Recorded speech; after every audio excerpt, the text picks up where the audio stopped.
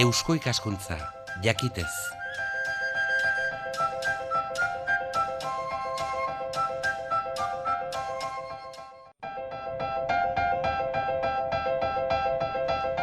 Euskal Herria irratian kulturarloa.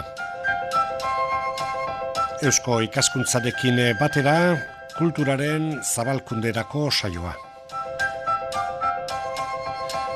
Musiker aldizkarira joko dugu gaur, bertan musika eta lurraldea izen burua duen atala, baita oraingo honetan atera dutena, eta hor Thomas Pierrek egindako artikuluaz hitz egin nahi dugu, egilearekin berarekin.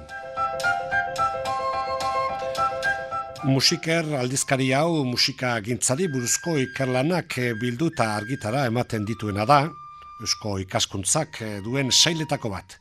Musika gintzaren kuadernuak dira, musiker hauek.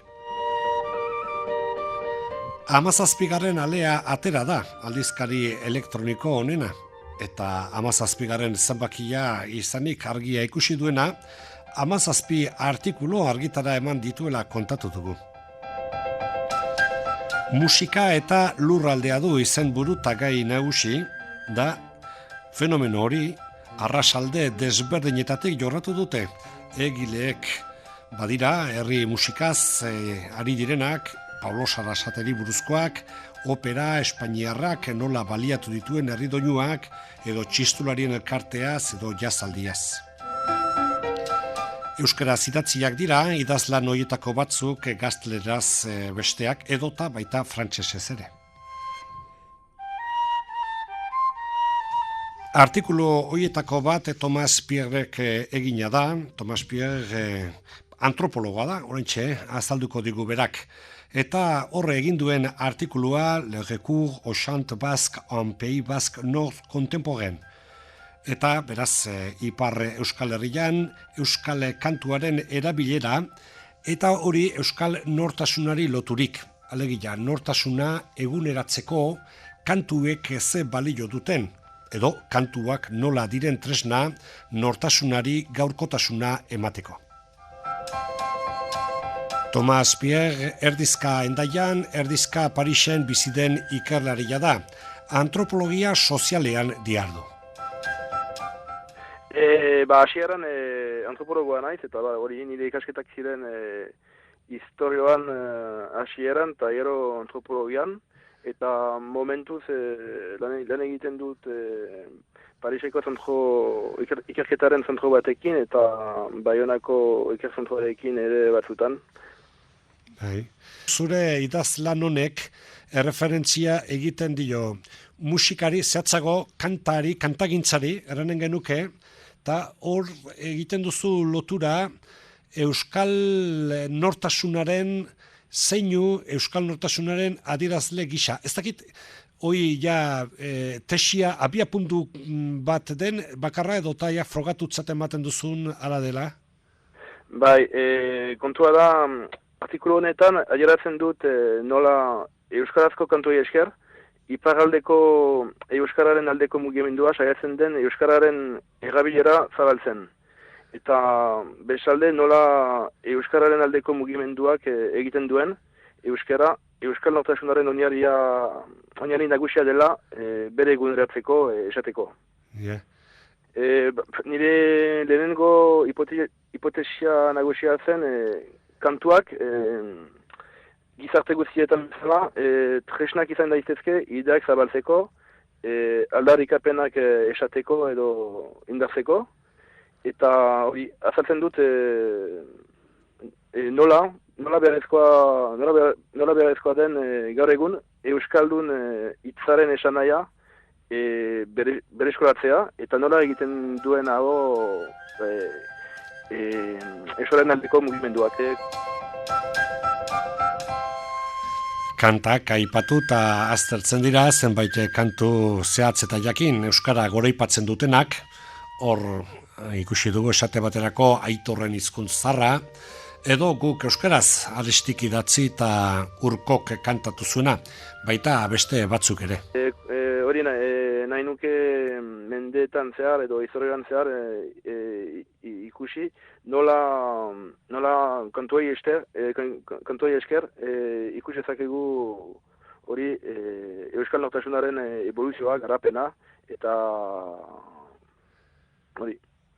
Horregatik, adibidez, eria eta hizkuntza kantua Salvadorena aipatu dut, eta beste bat Oskorirena, Euskal Herrian euskaraz. Baina ere, azken urtekoak ere, eta zinez batez ere korikakoak, 2007korena eta 2009korena. Joan Maiak idatzi duena. Ja. Eta baina behiratzen diozuna da, ordua kanta hoiek duten mezua, kanta hoien hitzei, zer dioten. Bai, nik uste dut kantu hauetan eta historioan zehar gero eta gehiago aiatzen da kantu hietan euskararen esan nahia nagusia. Esan nahi dizut euskaratuna esaldia. Hemengo oinarria, nola da, betiko euskal eredua, edo euskal utopia zaharra. Utopia hizkuntza, kultura, nortasuna eta hiritasuna lotzen dituena. Tomas Pierrekin ari gara, bere artikuluaz. Hor topatzen duguna da Euskal Nortasunari buruz badirela hor zenbait mito, eta hoiek gaindituta gelditzen direla edo geldituko liratekela kantuen mezuei begiratu ezkero. Bat singularitatearen mitoa, estankeidadearena. Ze mito diren hoiek ezagutu nahi dugu? Bai, hori oso importanta da. Esan dut, eri guztietan bezala Euskal Herrian, mendeetan zehar nortasunaren erraikuntzak bertako historiaren ezaugarriak jaso zituen, baina bestetik historia orokorretik ere influenzia asko jaso zituen. Eta Euskal kasuan, Europako zientzian historiatik batez ere gauza asko jaso zituen. Eta garai hartatik Euskal munduaren izate araroa edo bitxia agiatzen da gizarte zientzian ikerketa aranetan. Eta azaltzen dut, nora hasieran, zergatik hasieran zientziek ikuspegi hauek zituzten. Kontua da, Euskararen edo Euskal Herriaren jatorriak ez ezagunak zirenez, zientziek pixka bat deskalifikatu zuen Euskal mundua. Eta gero, poliki, zientzien ikuspegien arabera, ez ezaguna dena bitxia da, eta ez ezaguna dena ahistorikoa da, itxia eta gauza larriena modernotasunaren aurkakoa da. Eta idea hauek pixkanaka sartu ziren gizartean zehar. Eta hori gaur beharrezkoa da Euskararen oinarria bere eguneratzeko. Zure ideia honek erantzun ematen dio, behaz hor oain arte heldu den zer gauzak ikusteko molde jakin bati. Bai.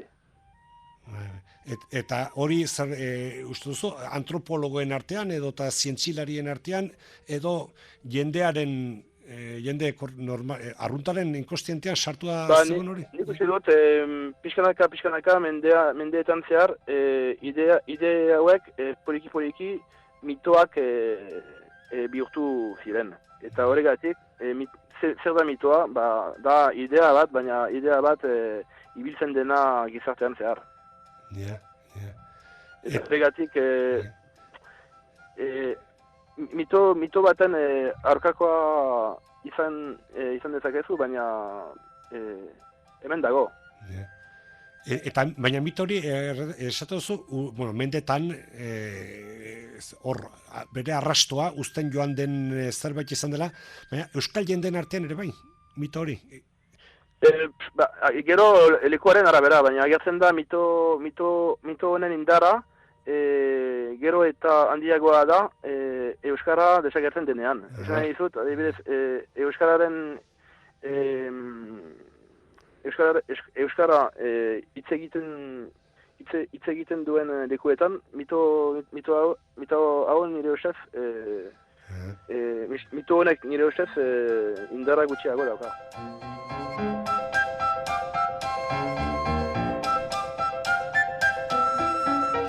Hizkuntza, euskal hartzia, euskal nortasunaren zeinu nagusitzat, ez da gian gauza berria euskararen barnetik ari den jendearentzat, baina betire oso garrantzizkoa hortik kanpo, hizkuntzatik kanpo ari direnendako. Hipotesi nagusia daukat, euskal misterioaren idea, euskal berezitasuna konzeptua, eta azken finean denboraz kanpokotasunaren mitoa, percepzio hauek, hiruak, garko iparraldeko euskal kulturarekiko eta zinez euskararekiko harremanetan izugarrizko ondorioak dituzte. Esan nahi dizut, jende askorentzat euskal kultura lehen aldikoa da, tokikoa, itxia, erregionalista eta azken finean etnikoa. Eta ez da, gorkoa, modernoa, aberatsa eta hizkuntzakoa, euskarakoa. Hori, nik uste dut, noski azaltzen da nahiko ere eski, hizkuntza desagertzen denean, bakarrik egoten da edakitzer. Hori, merezitasun sentimentu hori, baina gero, eguneroko bizian, hizkuntzari gabe, hori euskaltuntasuna desagertzen den. Horregatik, ipar Euskal Herrian gertatzen denagatik garrantzi handia do, bask eta euskaldun bi kontzeptuak bereisteak. Oso garrantzitsua da, zergatik, garko iparraldeko egoeran, euskalduna esanaia pixka bat bere indara galdu du. Eta horregatik, bask izatea, euskalduna baino gehiago zabaltzen da.